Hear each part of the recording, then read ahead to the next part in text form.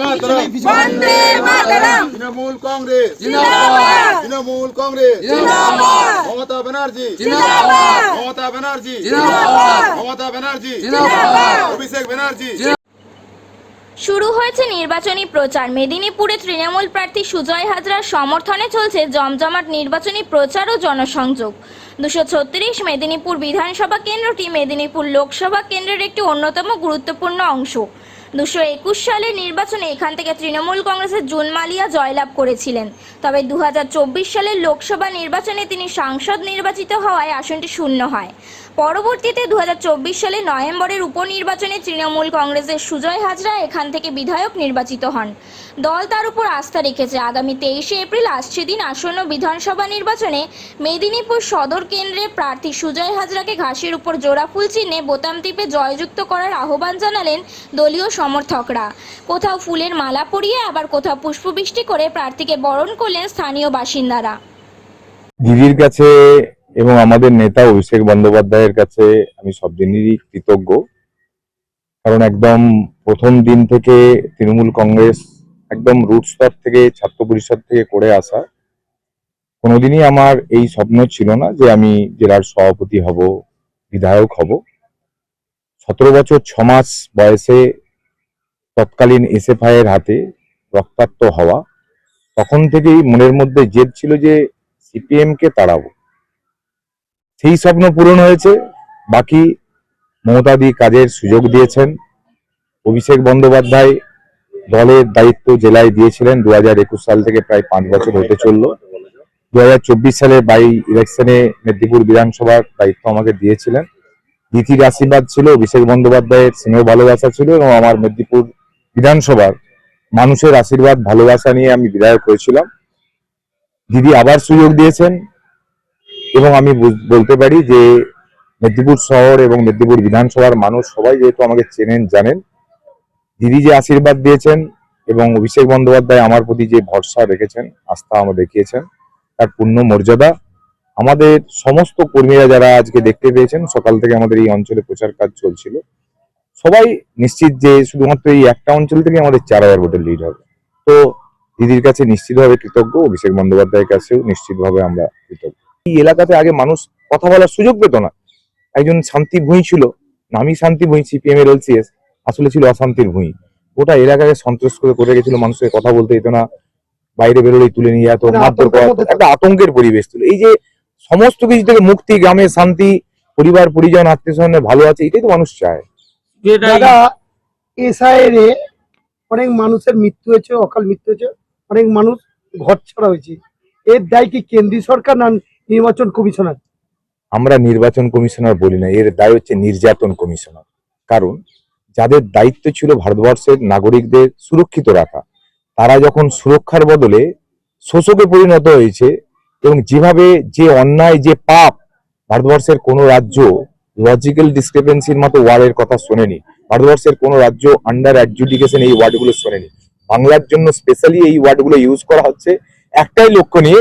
ওনাকে দায়িত্ব দিয়েছেন ভারতবর্ষের কেন্দ্রীয় স্বরাষ্ট্রমন্ত্রী যে তুমি যেমন করে হোক বাংলার মানুষগুলোর ভোট চুরি করে, যেটা আমাদের নেতা অভিষেক বন্দ্যোপাধ্যায় বলেছেন যে রিগিং হচ্ছে না, ভোট চুরি হচ্ছে। এই ভোট চুরিটা আপ সরকার ধরতে পারেনি, মহারাষ্ট্র কংগ্রেস ধরতে পারেনি, বিহারে আরজেডি ধরতে পারেনি, বাংলায় ধরেছে। কারণ বাংলায় মমতা বন্দ্যোপাধ্যায় আছেন, অভিষেক বন্দ্যোপাধ্যায় আছে। এখানে ভোট চুরি করে, মানুষের ভোট লুট করে এত সহজে ওরা বেরিয়ে যাবে, বাংলার মানুষ কিন্তু ওদেরকে ছাড়বার পারত না। যে 5 মাস ধরে যে পাপ করেছে তার জবাব দেওয়ার জন্য মানুষ রেডি হয়ে আছে। শ্রেণীর মধ্য দিয়ে, বর্ণের মধ্য দিয়ে, জাতের মধ্য দিয়ে, মানুষের মধ্যে বিভাজনের মধ্য দিয়ে ওরা ক্ষমতার স্বাদ পেতে চাইছে। কিন্তু আপনারা জানেন যে বাংলার যে ধর্ম নিরপেক্ষতার যে সংস্কৃতি, ঐতিহ্য, সভ্যতা, ইতিহাস আছে, এখানে ধর্ম দিয়ে মানুষকে চলানো যায় না। এখানে গ্রামের মানুষ জানে যে 100 দিনের টাকা কিভাবে জোর করে আটকে রেখে গ্রামের মানুষের পেটে লাথি মারার চেষ্টা হয়েছে। এখানে মানুষ জানে মুখ্যমন্ত্রী কত কষ্ট করে আজকে গ্রামে প্রত্যেকের বাড়ি দেওয়ার চেষ্টা করছেন।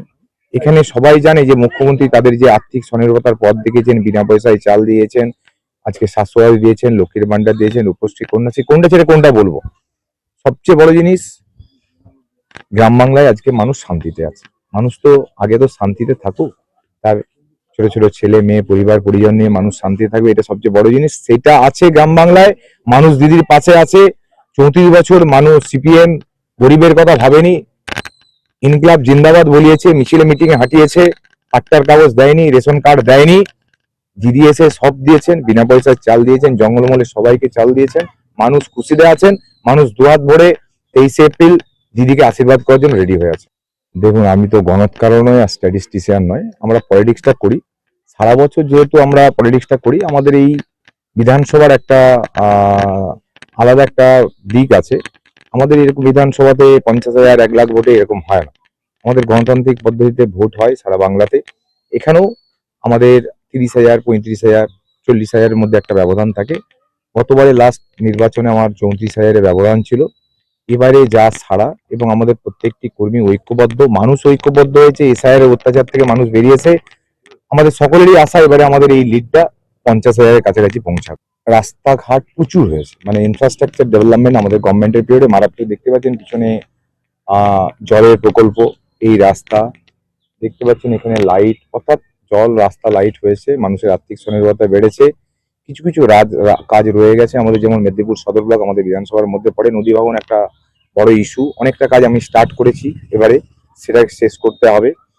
আমাদের মেদিনীপুর মেডিকেল কলেজে, যেহেতু ন্যাশনাল হাইওয়ে আমাদের শহরের পাশ দিয়ে গেছে, প্রাত্যহিক আমাদের অ্যাক্সিডেন্টের ঘটনা ঘটে। আমাদের এখানে ট্রমা কেয়ার একটি মেডিকেল কলেজে অলরেডি মুখ্যমন্ত্রীর সঙ্গে কথা হয়েছে, একটি নিউরো কেয়ার, ট্রমা কেয়ার এবং একটা আমাদের ক্যান্সার হাবের কথা আমরা আলোচনা করছি। কারণ মানুষের প্রাত্যহিক জীবনে আর্থিক স্বনির্ভরতা থাকার কারণে আমরা বলছি ঠিকই, আমরা বলছি যে গুটখা খাওয়া চলবে না, পান খাওয়া চলবে না, দোক্তা খাওয়া চলবে না, তারপরেও ঘরে ঘরে ছেলে মেয়েদের, কম বয়সী ছেলে মেয়েদের মধ্যে এই নেশা একটা এতভাবে বেড়ে গেছে, ফলে প্রায়ই আমরা দেখছি অনেক কম বয়সে ছেলেমেয়েরা আক্রান্ত হচ্ছে। ফলে আমরা চাইছি যে এখানে ক্যান্সার হাব হোক, ট্রমা কেয়ার হোক, নিউরো সার্জন, কার্ডিয়াক সার্জন একটু আমাদের এই মেডিকেল কলেজে আসুক। কারণ মুখ্যমন্ত্রী, আমি বিধানসভাতেও এই প্রসঙ্গ তুলেছি, মুখ্যমন্ত্রী আশ্বস্ত করেছেন ধাপে ধাপে এই কাজগুলো করবেন। আমার মেদিনীপুর শহরে একটু যানজটের সমস্যা আছে, একটা পলিসি করে সমস্ত লাইন ডিপার্টমেন্টগুলোকে সঙ্গে নিয়ে যাতে এই যানজটের সমস্যাটা এড়াতে পারি। আমাদের মেদিনীপুর শহরে একটু নিকাশি মহানালা যেটাকে বলে, সেই মহানালা যাতে একটা করা যায়, ডিপিআর রেডি করে অলরেডি এটা নিয়ে আমাদের আমাদের যিনি নগরায়ণ মন্ত্রী ববি হাকিম সাহেব, তার সঙ্গে কথা হয়েছে, তিনিও আশ্বস্ত করেছেন যে পরবর্তী সময় এই কাজটা আমরা করে দেবো। ভারতবর্ষের মানুষের জন্য সুপ্রিম কোর্টে গিয়ে একমাত্র মুখ্যমন্ত্রী গিয়ে লড়াই করেছেন, জজ সাহেবের কাছে অ্যাপিল করেছেন যে জজ সাহেব ভারতবর্ষের মানুষদেরকে বাঁচান, এরা মানুষের ভোট কেটে ভোট চুরি করে ক্ষমতায় আসছে, দিল্লিতে এসেছে, মহারাষ্ট্রে এসেছে, বিহারে এসেছে, বাংলায় এদের অশ্বমেঘের রথের চাকা আটকাবে, এবং গত নির্বাচনে এদের অশ্বমেঘের রথ 77-এ আটকে ছিল, এবারে মিলিয়ে নেবেন, এটা 50-এর নিচে নেমে যাবে।